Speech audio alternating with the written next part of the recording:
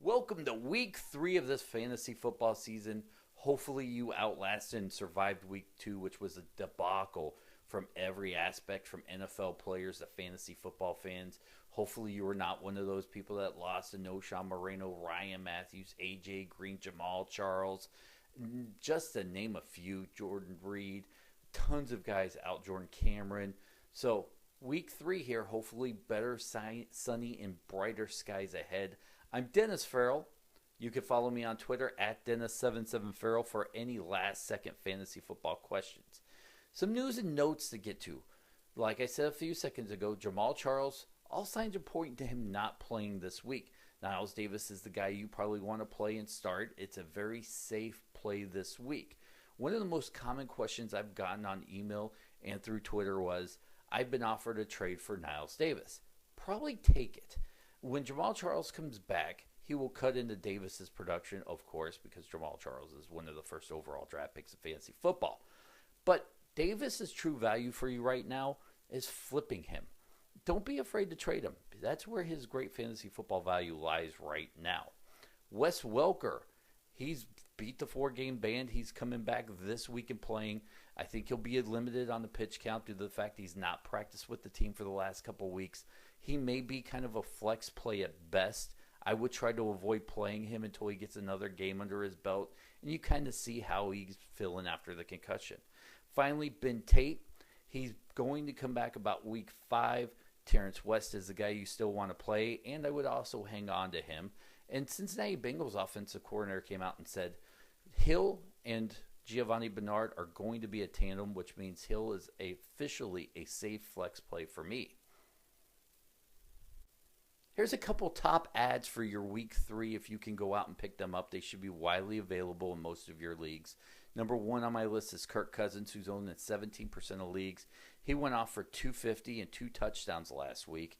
And the next 3 games he plays is Philadelphia, the Giants, and Seattle. I probably would play him against the first 2 teams and think about sitting him against Seattle if he could.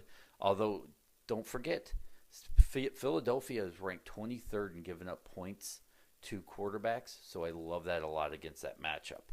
Ahmad Bradshaw, who's owned in 50% of leagues, he has gone off for 21 points versus Philadelphia versus Jacksonville, who gives up the second most points to running backs. I love this matchup, and I would feel safely about playing Ahmad Bradshaw on the running back spot if you're in a pinch. Next on my list of guys is Matt Estanza.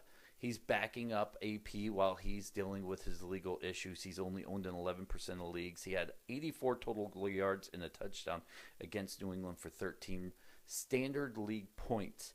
Now, if you can rush out and pick this guy up, he's going to be a nice little plug and play. Against New Orleans, the Saints have given up 120 rushing yards in the last 2 games. I expect Estanza to have a pretty decent day against them going forward. Next on my list is Brian Quick, who's owned in 13% of leagues. He's gotten off for 173 yards this season already and 14 receptions.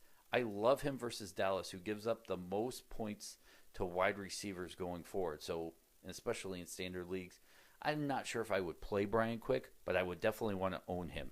And James Jones, who's making it look like he's back in Green Bay, scoring touchdowns in his last 2 games, has 146 yards off 12 receptions already this season.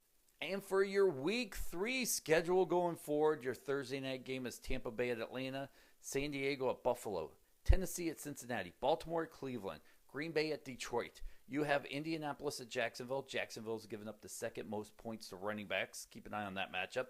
Minnesota, New Orleans. Oakland, New England. Houston at the Giants. You have Washington, Philadelphia. Dallas at St. Louis. Dallas has given up the most points to tight ends. I'm not a huge fan of St. Louis's tight end Cook, but this could be a nice little matchup play for him. San Francisco at Arizona. Kansas City at Miami. Denver at Seattle. Pittsburgh at Carolina. Chicago at the Jets is your Monday night game. The Jets give up the second most points to QBs and the first most points to wide receivers going forward. I love this matchup for Brandon Marshall and Alshon Jeffries, even though they're banged up. Guys, thank you so much for checking out my Week 3 videos. Hopefully, you can take a few seconds to follow me on Twitter at Dennis77Farrell. If you have a fantasy football question, you can shoot me an email. I'm always around and answering questions just like that. Dennis77Farrell at gmail.com. And if you have Facebook, I know everybody does, follow me on Facebook. Let's become Facebook friends. Dennis Farrell, Farrell. Shoot me a friend request. I'll accept it. We'll become fantasy football friends. And as always, Hail Hydra.